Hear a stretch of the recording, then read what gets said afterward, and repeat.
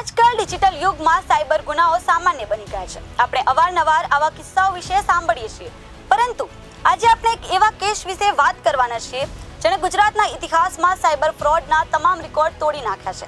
આ એક એવી ઘટના જેણે પોલીસ અને કાયદાકીય તંત્ર બંનેને પડકાર ફેંક્યો છે અને તેની વિગતો જાણીને તમે પણ ચોંકી જશો। સુરતના ઉધના પોલીસ સ્ટેશનમાં નોંધાયેલો એક સાયબર ફ્રોડના કેસમાં ગુજરાત ઇતિહાસની સૌથી મોટી ચાર્જશીટ દાખલ કરવામાં આવી છે। ચાલો જોઈએ શું છે સમગ્ર મામલો। નમસ્કાર, હું છું કવિતા, આપની સાથે આપ જોઈ રહ્યા છો વીઆર લાઈવ। રૂપિયા 1550 કરોડનો સાયબર ફ્રોડ। સુરતમાંથી બહાર આવેલા રૂપિયા 1550 કરોડના આ ભયાનક સાયબર ફ્રોડ કેસમાં પોલીસે માત્ર 88 દિવસની સઘન તપાસ બાદ 1.50 લાખ પાનાની વિરાટ ચાર્જશીટ કોર્ટમાં દાખલ કરી છે। આ માત્ર એક ગુનાની વિગત નથી, પરંતુ રાજ્યમાં અત્યાર સુધીની સૌથી મોટું દસ્તાવેજ કાર્યવાહીનું ઉદાહરણ છે, જેણે કાયદાકીય ક્ષેત્રે એક નવો ઇતિહાસ રચ્યો છે। દક્ષિણ ગુજરાતમાં આ અત્યાર સુધીની સૌથી લાંબી ચાર્જશીટ બની ગઈ છે। કેવી રીતે થઈ આ મહાગઠાઈની શરૂઆત? આ આઘાતજનક કૌભાંડની શરૂઆત એકદમ સામાન્ય રીતે થઈ હતી।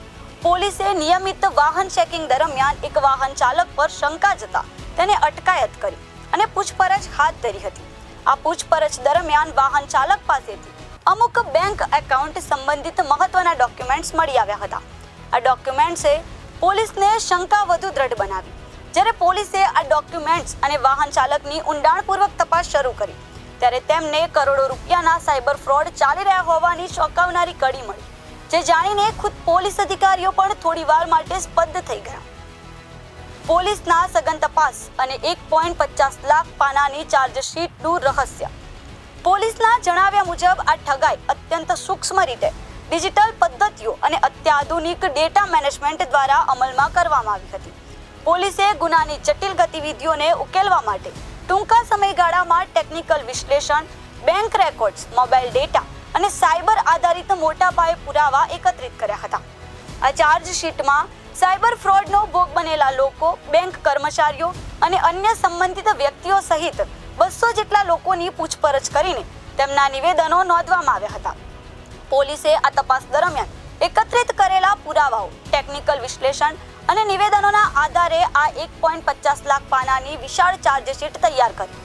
નોંધનીય છે કે આ ચાર્જશીટમાં મુખ્ય આરોપીનું નામ ફક્ત 18,000 પાનાનું છે, જ્યારે બાકીના તમામ પાનાના આરબીએલ, યસ બેંક અને એક્સિસ બેંક સહિતના અલગ અલગ બેંકોના સ્ટેટમેન્ટ્સ અને 165 એકાઉન્ટમાં થયેલા તમામ ટ્રાન્ઝેક્શનની ઝીણવટભરી વિગતોને આવરી લેવામાં આવી છે। આ ગુનામાં અનેક આરોપીઓની ધરપકડ કરવામાં આવી છે અને તેઓ હાલ પોલીસ કસ્ટડીમાં છે। ઉધના પોલીસની ટીમે દાખલ કરેલી આ ચાર્જશીટ માત્ર એક કેસની વિગત નથી, પરંતુ સમગ્ર રાજ્ય માટે એક મજબૂત કાયદેસરનો સંદેશ છે। સાયબર ગુનાઓ સામે કડક કાર્યવાહી કરવામાં આવશે। આ ઘટનાએ રાજ્યના કાયદા તંત્રની ક્ષમતા અને તપાસની ગંભીરતાને એક નવા સ્તરે પુરવાર કરી છે।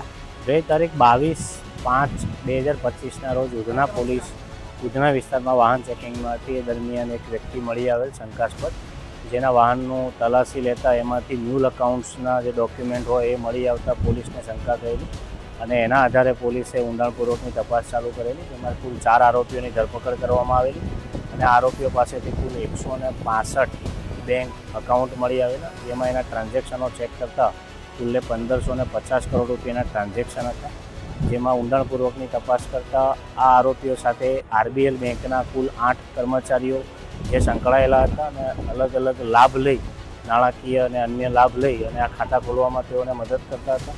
જે તમામ તપાસ કર્યા બાદ કુલ્લે 88 દિવસની તપાસ કર્યા બાદ પોલીસે ઉપરોક્ત 4 આરોપીઓ જે છે એના વિરુદ્ધમાં આજે ચાર્જશીટ કરી છે અને કુલ 1,50,000 જેટલા પાનાની ચાર્જશીટ કરવામાં આવી છે।